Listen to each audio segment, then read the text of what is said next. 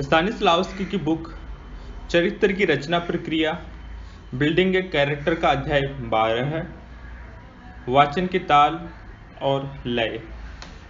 सामान्य जीवन की गतिविधियों और नाटकीय व्यापार के ताल और लय का विवेचन करने के अनंतर स्तानिस्लावस्की ने वाचन के ताल और लय पर विचार किया है। इस संबंध में उनकी आधारभूत मान्यता है कि वर्णों, शब्दों और अक्षरों के वाचिक रूप नाटक के अंतर्निहित संदेश के ताल और लय को सामाजिक तल तक ले जाने के लिए विलक्षण साधन है। वाचन की प्रक्रिया में शब्दों की परंपरा ताल के प्रभाव में आगे बढ़ती है और ये प्रभाव वर्णों, अक्षरों और शब्दों से उभरता है। ताल का ये विभाजन ताल वाचक के लयात्मक अंशों और समूहों को बनाता है। कुछ ध्वनियों, अक्षरों और शब्दों की प्रकृति संगीत के 8वें एवं 16वें स्वर विन्यास से मिलते जुलते सुविभाजित उच्चारण की मांग करती है। अन्य शब्दों के उच्चारण के लिए संपूर्ण या आधे स्वर विन्यासों के सुविचारित, भारी भरकम, लंबे रूप होने चाहिए। इसके साथ ही कुछ ध्वनियां और अक्षर अधिक सबल या अधिक दुर्बल बलाघात ग्रहण करते हैं। एक तीसरा समूह भी होता है जिसमें बलाघात होता ही नहीं।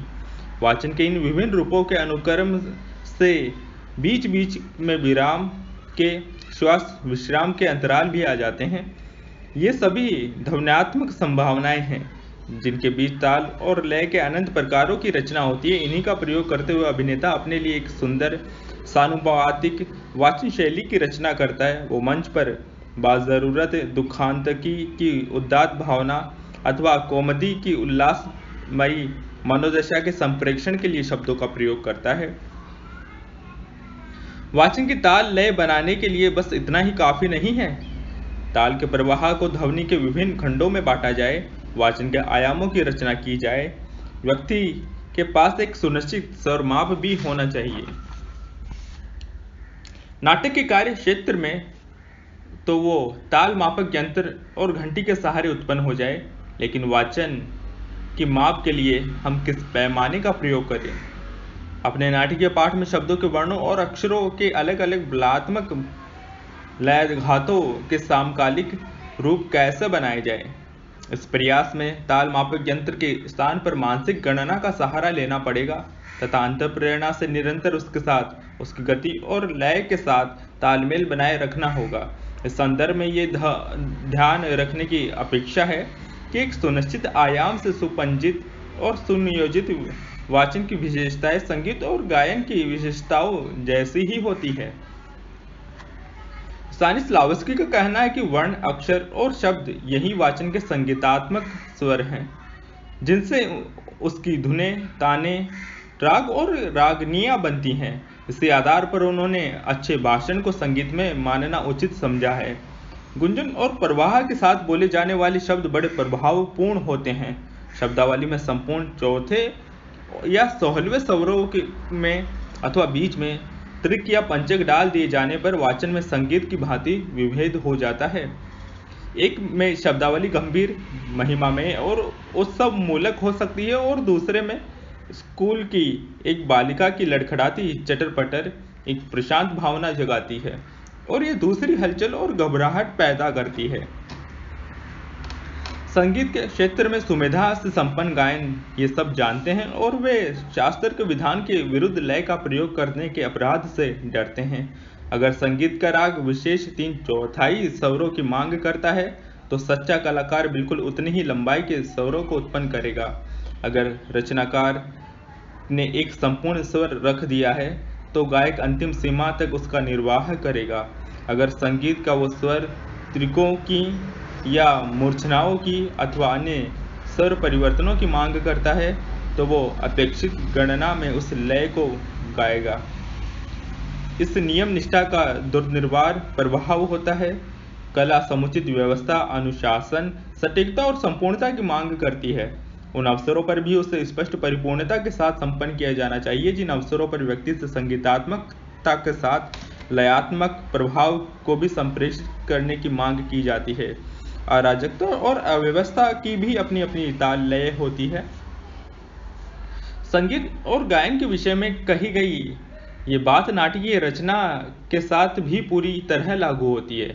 फिर भी बड़ी संख्या में ऐसे गायक हैं जो वास्तव में कलाकार नहीं हैं। वे मात्र सुर बेसुर गाने वाले होते हैं। उनमें आठवें के साथ सोलहवें, चौथे के साथ आधे, तीन समान लय के अष्टकों को एक में उलझा देने की बड़ी आश्चर्यजनक क्षमता मिलती है। वे और भी बहुत कुछ कर लेते हैं। नतीजा ये होता है कि उनके गायन में सभी तरह से सटीकता, अनुशासन, व्यवस्था, परिपूर्णता का अभाव होता है।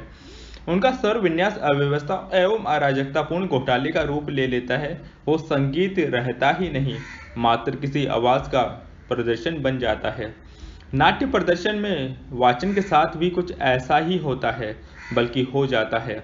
असंतुलित लय का अभिनेता एवं वाक्यांश के दूसरे वाक्यांश में जाते समय ही नहीं, एक शब्दावली के बीच भी गति लय को बदल देता है। अक्सर वो आधा वाक्य विलंबित गति में बोलता है और शेष आधे भाग को द्रुत हो जाता है। बहुत से अभिनेता तो बोलने के एकदम लापरवाह होते हैं। वे शब्दों पर ध्यान ही नहीं देते और बिना बेचारे बेढंगी गति से बिना कोई विराम उच्चारण करते हैं। वे विकलांग और अस्फुट शब्दावली से अपना कथन पूरा करते हैं। स्तानिस्लावस्की ने यहाँ ये भी स्पष्ट किया है कि किन्हीं विशिष्ट राष्ट्रीयताओं और जातियों के लोगों में और भी अधिक और लगातार बदलती हुई ताल और लय सुनने को मिलती है। उन स्थलों को छोड़कर जहाँ भूमिका की चरित्र चित्रण के उद्देश्य से ताल और लय का प्रदर्शन जरूरी हो, रंगमंच पर समुचित और सुंदर वाचन होना चाहिए। स्पष्ट है कि शब्दों का विभाजन वाचन की द्रुत या विलंबित गति से मिलता जुलता होना चाहिए और प्रसंग की ताल और लय के रूप में उसे रखना चाहिए। जल्दी से बोलने या पढ़ने में विराम छोटे होते हैं, लेकिन इसके विपरीत विलंबित गति में बोलने या पढ़ने में वे अधिक लंबे हो जाते हैं। स्तानिस्लावस्की की दृष्टि इस संबंध में सबसे बड़ी कठिनाई यह है कि अभिनेताओं के वाचन के दो महत्वपूर्ण तत्वों की पूर्ण जानकारी का अभाव होता है। इसमें से एक तो है सहजता, मंथर गति, गुंजन और प्रवाहशीलता, और दूसरा है गतिशीलता, उन्मुक्तता, ओजस्विता एवं स्पष्टता। ये दोनों ही वृत्तियां शब्दों के उच्चारण में उजागर होती है। स्तानिस्लावस्की ने वाचन की इन दोनों विशेषताओं के अर्जन का मार्ग भी बताया है। सहज और गरिमामय वाचन के लिए ये जरूरी है कि मौन या विरामों के स्थान पर शब्दों में स्वर माधुरी और संगीत की अविराम प्रवाहमान भंगिमा की प्रतिष्ठा की जाए। ये ताल मापक के द्वारा व्यवस्थित कालक्रम के अनुरूप उच्च स्वर से लेकिन सहज गति से बोलने में सहायक होगी। लेकिन यह आवश्यकता की सहायता तभी संभव है जब सावधानी पूर्वक शब्दों के उच्चारण को सुरक्षित रखने और उसे सही आंतरिक आधार प्रदान करने की कोशिश की जाए। इसी प्रकार के अभ्यास से अभिनेता सहज प्रभावशीलता के रूप में बोलने में समर्थ होगा। स्तानिस्लावस्की को शिकायत है कि प्रवाहपूर्ण अविराम गति और लय की स्पष्टता से परिपूर्ण तथा सहज समझ आने वाला वाचन मंच पर बहुत कम सुनने को मिलता है। अधिकांश अभिनेता तो सही ढंग से बोल भी नहीं पाते। वे बड़बड़ाते हैं, शब्दों को उगलते हैं या उनका छिड़काव करते हैं। रंगमंच पर सही ढंग से कैसे बोला जाए यह उन्हें सीखना होगा और उसकी शुरुआत उन्हें धीरे धीरे और बड़े ही साफ तथा सही उच्चारण से करनी होगी। लंबे अभ्यास से हमारा वाक उपकरण इतना प्रशिक्षित हो जाता है कि हम शब्दों को समुचित तोरा एवं विलंब के साथ बोलना सीख लेते हैं। स्तानिस्लावस्की ने इस संदर्भ में कुछ और भी निर्देश दिए हैं। ध्वनियों को, अक्षरों को, शब्दों को उनके लिए जरूरी समझो और फिर उनके वाचिक अंगों को जोड़ने के लिए एकदम साफ ताल लय का प्रयोग करें। वाचन में स्मृत भावनाओं तथा चरित्र विशेष के अनुरूप वाक्यांशों को सुनिश्चित आयाम के खंडों में बांटो। वाक्यांशों के बीच लयात्मक संबंध बनाओ। सही और सुस्पष्ट बलाघातों की बड़ी स्नेह के साथ व्यवस्था करो। वाचन का साफ सुथरा लयात्मक प्रवाह वाचन की लयात्मक चेतना को सरल बनाता है और बदले में वो चेतना संवेदनशील के अनुरूप लयात्मक वाचन को सुस्पष्ट बनाने में मदद करती है। लेकिन ये तब ही संभव है जब वाचन का समुचित विधान नाट्य रचना में इंगित परिस्थितियों तथा जादुई सामर्थ्य में संपन्न अगर पर आधारित होता है। दोस्तों, जब विभिन्न काल कर्मों के सहारे सामान्य वाचन में ताल और लय उत्पन्न करने की दिशा में आगे बढ़े तो कोसा के सामने समस्या खड़ी हो गई। उसने उस दिशा में प्रयास तो किया, लेकिन जब वो असफल रहा तो उसने कहा कि पद्य अर्थात छंद को ताल और लय के साथ पढ़ा जा सकता है, क्योंकि उसमें काल की सुनिश्चित आयामों में व्यवस्था होती है। उसका ताल मापक की नियमित गति के साथ सामंजस्य स्थापित किया जा सकता है, लेकिन गद्य के वाचन में ये संभव नहीं है। तोस्तोव ने उसे समझाया कि कविता और संगीत की भांति गद्य की भी अपनी ताल लय होती है, लेकिन वो बड़ी मिलीजुली होती है। एक वाक्यांश लंबा समय लेता है और दूसरा थोड़े समय में बोल दिया जाता है, लेकिन हर वाक्यांश की अपनी एक लय होती है। सामान्य जीवन में हम देखते हैं कि कुछ लोगों में लय की स्पष्ट चेतना होती है। वे स्वभावतः गायक होते हैं और बड़े ही सहज रूप में अपने वाचन में बलाघात की तथा ताल लय की भी सृष्टि कर लेते हैं। जिनमें ये नैसर्गिक क्षमता नहीं होती, उन्हें अभ्यास से ये अर्जित करनी होती है। स्तानिस्लावस्की का विचार है कि गद्य के वाचन में ताल और लय उत्पन्न करने की क्षमता के लिए भी अभिनेताओं को संगीतकारों से, गायकों से और वादकों से संपर्क करना चाहिए।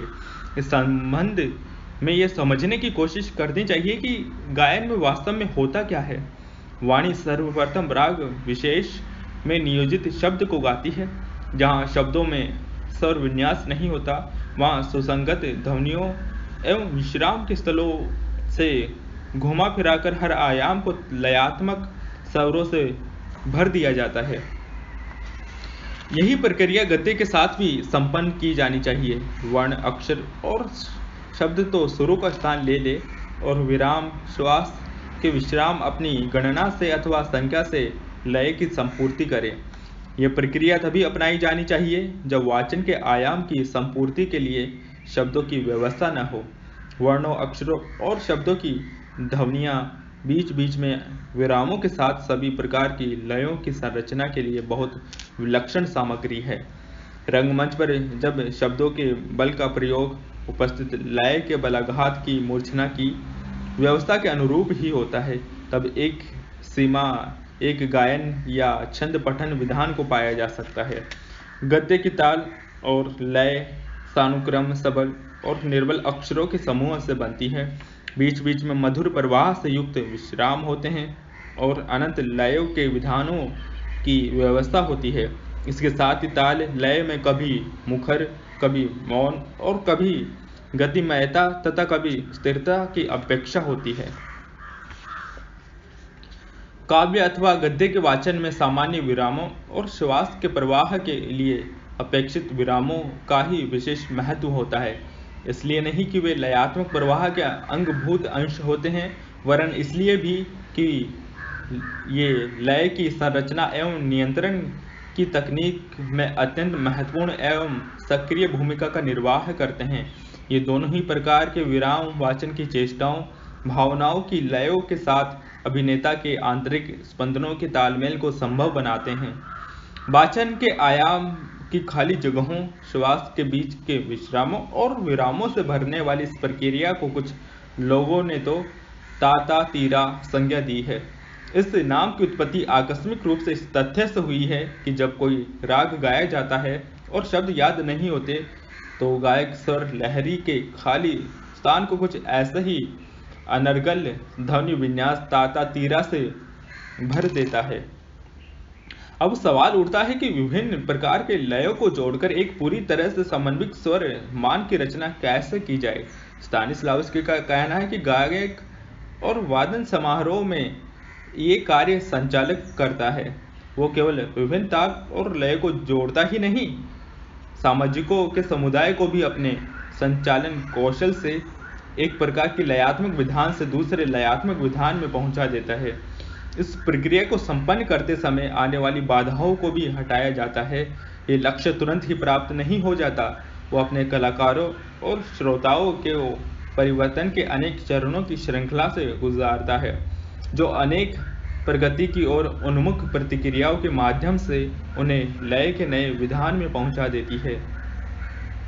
उन्होंने आगे कहा है कि अभिनेताओं को भी इस प्रकार वो एक आयाम के वाचन को उसकी ताल लय के साथ मोड़ देकर दूसरे स्पंदन, बदली हुई लय और दूसरी ही लंबाई के आयाम में ले जाता है।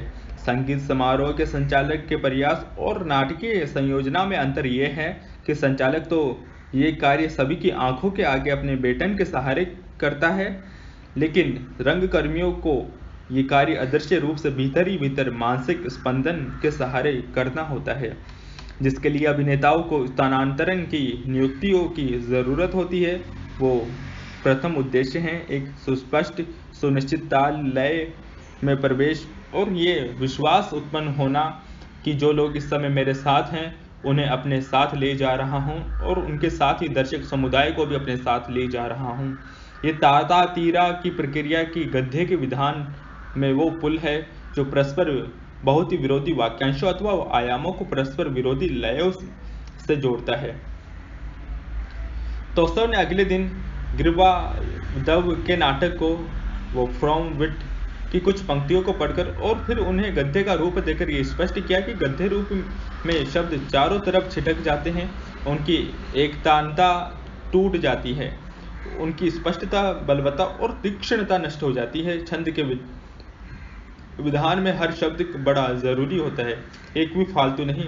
गद्य में जो कुछ एक दूसरे पर पूरे वाक्यांश में कहा जाता है, वाक्य में वो एक दो शब्दों में ही अभिव्यक्त हो जाता है। कितनी परिपूर्णता, कितना अनुशासन काव्य रूप में होता है। इस विषय को आगे बढ़ाते हुए उन्होंने कहा कि गद्य और काव्य के वाचन के बीच मुख्य विभेद उनकी ताल लय तथा इस तथ्य में है कि उनके प्रभाव हमारी संवेदनाओं, हमारी स्मृतियों और हमारी भावनाओं पर अलग अलग होते हैं। इस प्रकार इसी आधार पर तर्कपूर्ण ढंग से उन्होंने ये स्पष्ट किया है कि पद्य और गद्य वाचन में जितनी लयात्मकता होगी, मूल पाठ के शब्दों में अंतर्निहित भावों और विचारों की हमारी अनुभूति उतनी ही अधिक स्पष्टता के साथ परिभाषित होगी।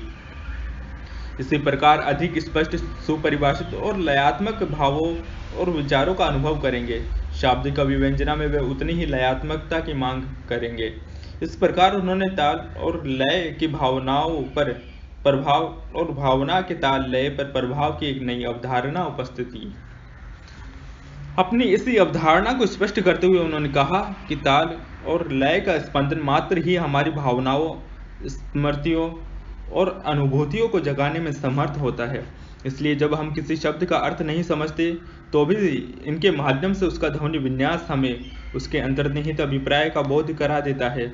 अपनी इसी मान्यता को प्रमाणित करने के लिए उन्होंने इटली के तोमासो साल्वनी द्वारा अभिनीत फैमिली ऑफ ए क्रिमिनल के पात्र के एक स्वगत भाषण में मन प्रभाव का विवेचन किया है, जिसमें अपराधी के जेल से भागने का विवरण है। मुझे इलावती भाषा का ज्ञान नहीं था, मुझे इसकी भी जानकारी नहीं थी कि अभिनेता क्या कह रहा है, लेकिन वो भावनाओं की जिन सारी सूक्ष्मताओं का अनुभव कर रहा था, मैंने अपने भीतर गंभीरता से उसका अनुभव किया। इस प्रभाव के ग्रहण में मुझे साल्वनी के केवल गरिमा में स्वर विन्यास से ही नहीं, वरन उसके वाचन के विलक्षण, सुस्पष्ट, अभिव्यंजनाशील ताल लय से भी सहायता मिल रही थी। स्तानिस्लावस्की ने इस संदर्भ में एक काव्य रचना की कुछ पंक्तियां उद्धृत करके ये दिखाया कि इस प्रकार उनका ध्वनि विन्यास अपना अनुरूप बिंब विधान खड़ा कर देता है। कविवर पंत की निम्न लिखित पंक्तियों में भी ये सामर्थ्य देखी जा सकती है।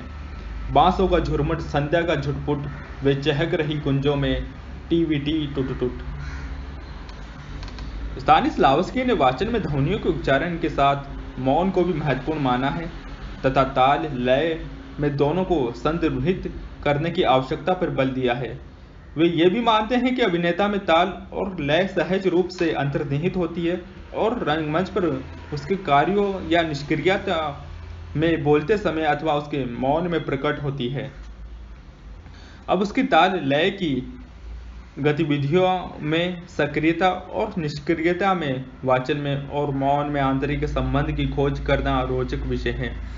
वाचन के छंद में स्वरूप के विषय पर विचार करना मुश्किल होने के बावजूद उन्होंने यहीं से आरंभ किया।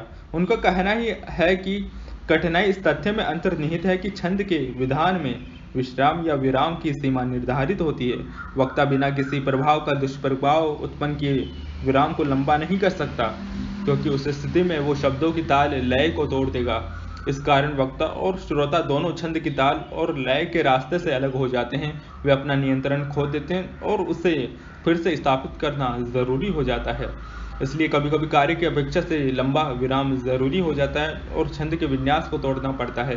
तब समस्या खड़ी होती है कि छंद के टूटे हुए खंडों को एक दूसरे से कैसे जोड़ा जाए। लयात्मक पंक्तियों के बीच बहुत लंबा अंतराल उन्हें भुलाने का कारण बन जाता है, उन्हें एक तरह से मिटा देता है, और उनके बीच आया एक बहुत छोटा अंतराल अपेक्षित कार्य में जल्दबाजी और हड़बड़ी पैदा करके उन कार्यों की सच्चाई और प्रामाणिकता के विश्वास को समाप्त कर देता है। यह जरूरी है कि लयात्मक शब्दावली और कार्य की सच्चाई की भावना के बीच अंतरालों की समय की संयोजनाएं हिसाब से रखी जाए। इन सभी बोले गए सभी विरामों निःशब्द कार्यों के बीच में परिवर्तनों के तातातीरा की आंतरिक लय सहारा देगी। बहुत से अभिनेता मूल पाठ के वाचन में लंबे अंतराल देने से डरते हैं। वे बड़ी तेजी से जरूरी काम को पूरा करते हैं और जितनी जल्दी संभव हो शब्दों और उस रुकी हुई ताल लय को दौड़ पड़ते हैं। इसमें दरार पैदा हो जाती है और जो कुछ कह रहा है उस पर से दर्शकों का विश्वास तो समाप्त कर देती है। कार्य और वाचन की यह अवहेलना रंगमंच पर हो रहे कार्य व्यापार को अर्थहीन बना देती है। तोस्तर ने इस संबंध में सावधान करते हुए कहा था कि इसलिए ये बहुत ज़रूरी है कि ये गलत रास्ते छोड़ दिया जाए और सही रास्ते पर आगे बढ़ा जाए। अभिनेता को बड़ी शांति के साथ शब्दावली के बीच बिना गैर जरूरी विराम दिए मूलपाठ की आंतरिक गति के अनुरूप अपेक्षित कार्य प्रवाह को संपन्न करना चाहिए। उसे हमेशा सच्चाई की चेतना एवं लय से ही संप्रेरित होना चाहिए। जब कोई अभिनेता विराम के बाद बोलना आरंभ करता है तो उसके लिए ज़रूरी होता है कि वो एक दो क्षणों के लिए छंद की लय के बलाघात पर थोड़ा सा जोर दे। ये उसे और मानसिक सामाजिक दोनों की ही एक रुकी हुई लय को फिर से पाने में मदद करेगा। अभिनेता के लिए भी बहुत ज़रूरी है कि वो वाचन में ही मौन के क्षणों में लय का निर्वाह करना सीखे। जब वाचन के छंद का रूप चल रहा हो तो ये कार्य बड़ा मुश्किल हो जाता है। अभिनेता को शब्दों के साथ विरामों पर भी ध्यान देना चाहिए। उनके अस्तित्व को बिल्कुल अलग अलग नहीं समझना चाहिए। ये इसलिए कि छंद में बोले गए शब्दों, आयाम और अंतरालों के लयात्मक गुण स्पष्टतः प्रकट होते हैं। अभिनेता के कार्य में ताल और लय की भूमिका निस्संदेह सर्वाधिक महत्वपूर्ण है। ये कार्य की आद्यंत रेखा और अंतरपाठ के साथ सभी गतिविधियों, शब्दों, विरामों, भूमिका की भावात्मक अनुभूति और उसकी भौतिक व्यवस्था व्याख्या के आगे धागे की तरह पिरोई हुई चलती है। तोस्तर ने अगले दिन नाट्य प्रदर्शन में ताल और लय की प्रतिष्ठा के अनेक प्रकारों की विवेचना के लिए छात्रों से विभिन्न प्रकार के प्रयोग करवाए। प्रत्येक परीक्षार्थी का प्रयोग भिन्न था। उसके कुछ गुण थे और कुछ दोष स्पष्ट थे। लियो ने जो प्रयोग किया उसमें भौतिक ताल और लय के साथ वाचिक ताल और लय का योग था, लेकिन दूसरी ताल लय कुछ विरस्त हो गई थी और उसमें अंतर्वस्तु का भी अभाव था। वान ने अपने प्रयोग में इसके ठीक विपरीत वस्तुस्थिति भौतिक ताल और लय के साथ वाचिक ताल लय को उसके सही रूप में संयोजित नहीं कर सका था। ग्रीशा ने प्रयोग की समीक्षा करते हुए तोस्तर ने कहा था कि उसने उस अभिनेता जैसा प्रदर्शन किया था जो अपनी सभी क्रियाओं में एक ही ताल और लय का प्रयोग करते हैं। उनकी गतिविधियां, शब्दावली और मौन सभी एक ही नीरस गति और आयाम में होते हैं। उन्हें हमेशा एक ही ताल और लय रास आते हैं। ग्रीशा के प्रयोग के संबंध में उन्होंने ये भी कहा था कि उसने नीरस ताल और लय एक वरिष्ठ चरित्र अभिनेता से ग्रहण की है। तोस्तर ने उसके बाद कुछ अन्य छात्रों से प्रयोग कराए और फिर ताल और लय के संबंध में अपनी ओर से बातचीत आरंभ की। बहुत से अभिनेता अपने को पूरी तरह से काव्य रचना के बाहरी रूप से सीमित कर लेते हैं। वे केवल उसके छंद विधान का ही अनुसरण करते हैं, उसके अंतरपाठ, उसकी लय, उसकी सजीवता और अनुभूति को छोड़ देते हैं। इन अभिनेताओं का दृष्टिकोण उस रचना के ताल और लय की ओर भी कुछ ऐसा ही होता है। वे गति के एक ही रूप को स्थिर कर देने के बाद उसी से बंध जाते हैं और फिर उनका सारा वाचन बस उसी गति से होता है। वे कभी ये नहीं समझते कि गति को सदा सजीव, आंदोलित और कुछ अंशों तक बदलते रहना चाहिए। उन्हें उस गति एवं रफ्तार में बंधकर कभी भी बर्फ की तरह जमना नहीं चाहिए। स्टानिस्लावस्की का कहना है कि कुछ इस मनोवृत्ति के गायक भी होते हैं जिन्हें द्रुत गति पूरी तरह से प्रवाहशील द्रुत गति नहीं लगती और न विलंबित गति पूर्णतः विलंबित ही लगती है। पहली कभी दूसरी पर और कभी दूसरी पहली पर अतिक्रमण कर सकती है। जिदिविषा का संचार करने वाली ये प्रवृत्ति ताल मापक की यांत्रिक विधान से होती ही नहीं। ये अच्छे वाद्य वृंद के विभिन्न गतियां इंद्रधनुष के रंगों की तरह चलती फिरती और परस्पर घुलती मिलती रहती है। ये सब नाट्य मंच पर ही होता है। कुछ निर्देशक और अभिनेताओं में मात्र यांत्रिक कारीगरी ही होती है तथा कुछ कलाकार विलक्षण होते हैं। पहली कोटि के लोगों में वाचन की गति नीरस, उबाऊ और औपचारिक होती है, जबकि दूसरों में अनंत जीवनमय तथा अभिव्यंजनाशील होती है। अभिनेताओं की एक तीसरी कोटि भी है जो इन दोनों के बीच अवस्थित है। ऐसे अभिनेता कुशल कारीगर होने के साथ साथ कुशल कलाकार भी होते हैं। वे अंतर्पाठ में उसकी आंतरिक ताल लय में रुचि लेते हैं और उसी के समान शाब्दिक छंद पाठ, उसी बाहरी ताल लय, उसके ध्वनि विन्यास, उसके आयामों और उसके सुनिश्चित रूप विधान के साथ रुचि लेते हैं। यांत्रिक स्वभाव के अभिनेता तो छंदमयी रचना को भी गद्य के रूप में पढ़ने लगते हैं, लेकिन तीसरी कोटि के व्यापक मनोवृत्ति के अभिनेता का काव्य पाठ बड़ा ही विलक्षण होता है।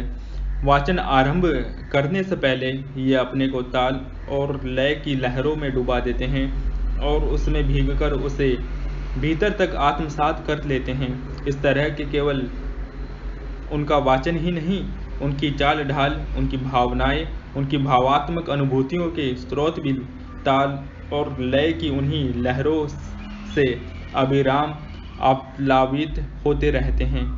वे बोलते समय मौन के क्षणों में, तार्किक या मनोवैज्ञानिक विरामों के दौरान, सक्रियता या निष्क्रियता के अंतरालों में कभी भी खुद को उससे अलग नहीं करते। इस कोटि के अभिनेता जो भीतर से ताल लय से अनुप्रातित होते हैं, विरामों में भी पूरी तरह से आराम करते हैं, क्योंकि ये भूमिका के खाली या मृत स्थल नहीं वरन जीवंत सार्थक अंतराल होते हैं। उनमें भावना और कल्पना का अंतर्निहित आलोक होता है। ये अभिनेता कभी बिना आंतरिक ताल मापक के नहीं होते। वो ताल मापक उन्हें प्रत्येक शब्द, चेष्टा, चिंतन और भावना में हमेशा आंतरिक सहयोग प्रदान करता रहता है। केवल ऐसी वस्तुस्थितियों में ऐसा होता है कि छंद का विन्यास अभिनेता और उसकी भावनाओं के लिए बाधा ही नहीं उत्पन्न करता, वरन बाहरी और भीतरी व्यवहार में पूरी स्वच्छंदता प्रदान करने में भी मदद करता है।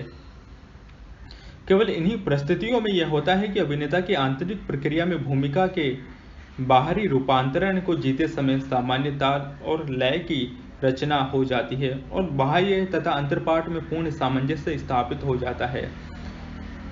जब अभिनेता को भीतर से ये भली प्रकार भान होता है कि वो सामाजिकों तक क्या पहुंचा रहा है, तो वो तुरंत ही शाब्दिक और भौतिक अभिव्यंजना को अपेक्षित लयात्मक व्यवस्था को पा लेता है। ये इसलिए संभव होता है कि भावना और लय के बीच का बंधन बड़ा निकट का होता है। इस ताल और लय की स्वाभाविक चेतना का होना लाभप्रद होता है। किसी भी स्थिति में इसे पाने के लिए अभिनेता को अपनी युवावस्था से ही प्रयत्नशील होना चाहिए। अब तक जो विचार विमर्श हुआ है उससे ये तथ्य सामने आता है कि ताल और लय हमारे आंतरिक जीवन पर, हमारी भावनाओं पर, हमारी अनुभूतियों को प्रभावित करती है। वो चाहे आंतरिक प्रयास से, अंतःप्रेरणा से अथवा जानी समझी किसी कोशिश से बनी हुई हो। मंच पर रचनात्मक कार्य की प्रक्रिया के दौरान भी इस अवस्थिति को महसूस किया जा सकता है। तोस्तव ने रचनात्मक प्रयास के व्यापक क्षेत्र में भी महत्वपूर्ण बिंदुओं को रेखांकित किया था कि ताल और लय के विषय में खोजी गई प्रत्येक वस्तु इस विश्वास की ओर ले जाती है कि हमारी भावनाओं की निकटतम सहयोगी और सहायक है। ऐसा इसलिए है कि वो अक्सर भावात्मक स्मृति और फलस्वरूप परम अंतर्निष्ठ अनुभूति के सीधे, तात्कालिक और पूर्णतः यांत्रिक उत्प्रेरक के रूप में भी प्रकट होती है। इसके आगे बढ़ने पर यह देखने को मिलता है कि गलत अथवा अनुपयुक्त ताल लय की उपस्थिति में हम ठीक प्रकार से अनुभव नहीं कर सकते, और उसके बाद ये भी देखने को मिलता है कि तब हम तक सही ताल और लय नहीं प्राप्त कर पाते जब तक हम उचित भावनाओं या अनुभूतियों के ओतप्रोत नहीं हो जाते। ताल और लय भावना या अनुभूति के बीच एक अटूट, आत्मनिर्भर तथा अंतरंग रूप में क्रियाशील बंधन है। इसके विपरीत अनुभूति, ताल और लय के बीच भी कुछ ऐसा ही संबंध है। तौसव ने इसके बाद छात्रों को ये समझाया कि अपने कार्य की जब वे निकट से परीक्षा करेंगे, तभी खोजे गए को उसके पूरे विस्तार में ग्रहण कर सकेंगे। ये वास्तव में बड़ी विलक्षण और महत्वपूर्ण खोज है। जो खोजा गया है, अगर वो व्यावहारिक रूप में सही है, तो नाटक की किसी भूमिका की सही रूप में स्थापित ताल और लय खुद ब खुद अंतःप्रेरणा से अभिनेता की भावनाओं को पकड़ लेगी और फिर उसमें जीने की चेतना जगा देगी। हमारा मनोजगत शब्दों से, नाट्य पाठ से, हमारी चिंतन प्रक्रिया को जगाने वाले विचार से, प्रभाव से परिपूर्ण होता है। हमारी इच्छा शक्ति अन्य उद्देश्यों के साथ साथ चरम उद्देश्य और कार्य की आद्यंत रेखा से भी सीधे प्रभावित होती है। ताल और लय से हमारी भावनाएं सीधे सीधे सक्रिय हो उठती हैं। स्तानिस्लावस्की ने इसी को अपनी मनोवैज्ञानिक तकनीक की सर्वाधिक महत्वपूर्ण उपलब्धि कहा है।